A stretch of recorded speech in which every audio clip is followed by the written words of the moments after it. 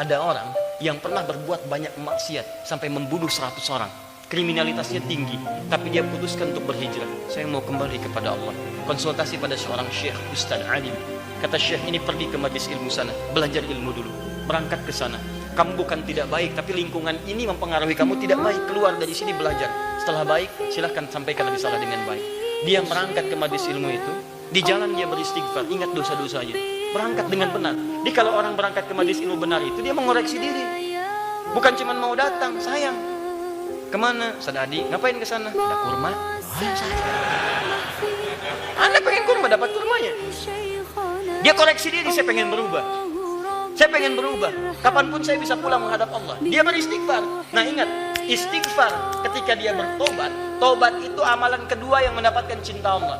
Dalilnya Quran surah kedua Al-Baqarah di akhir ayat 222, paling kanan pertengahan. Innallaha yuhibbut tawwabin wa yuhibbul mutatahhirin. Innallaha yuhibbut tawwabin. Allah mencintai orang tobat. Jadi begitu dia tobat, mengoreksi diri, istighfar dia pada Allah, tobat, cinta Allah turun kepadanya. Kaidah cinta mengatakan diampuni semua dosa.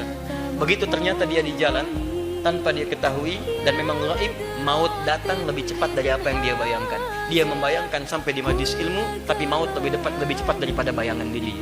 Datang, wafat di pertengahan jalan. Begitu wafat dia, sudah bunuh 100 orang, banyak maksiat, wafat di tengah jalan menuju majlis ilmu, tiba-tiba turun perintah, dakhalal jannah, masuk surga.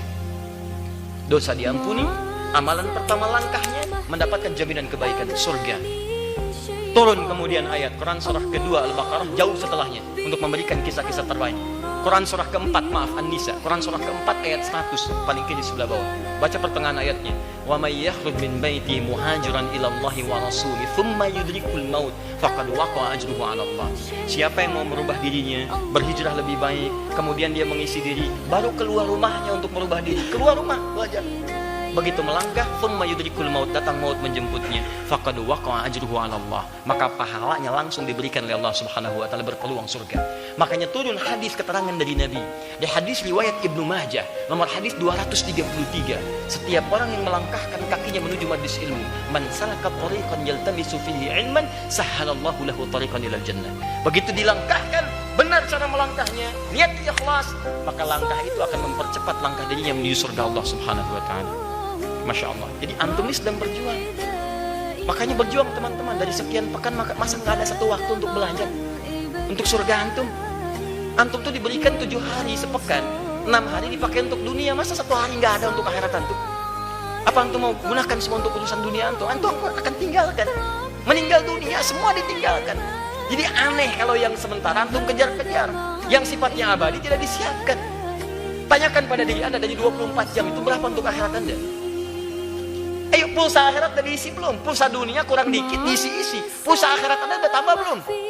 Quran anda, sholat anda, paling minimal ayo 40 hari, 40 rakaat dalam sehari, 40 rakaat. Bisa untuk sholat, 17 rakaat sholat fardu, ditambah dengan 12 rakaat rawatib sunnah. 17 tambah 12 berapa?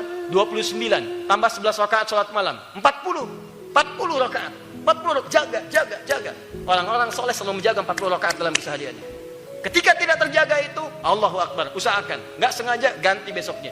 Baca Quran, sholat duha tambah misalnya dengan syuruknya, dengan macam-macamnya. Jaga, itu akhirat anda. Termasuk dalam sepekan masa nggak ada waktu untuk belajar. Surga ada di situ. Dan anda tidak akan pernah tahu dalam keadaan apa anda akan wafat menuju Allah Subhanahu wa taala. Karena itu pastikan setiap pekerjaan anda melahirkan taat. Begitu terfikir maksiat, bayangkan akan diwafatkan waktu itu. Ingin wafat anda dalam keadaan fisabilillah? Mudah-mudahan saat pulang nanti ya, insya Allah. Itu pun kalau meninggal kita belum tahu. Ya.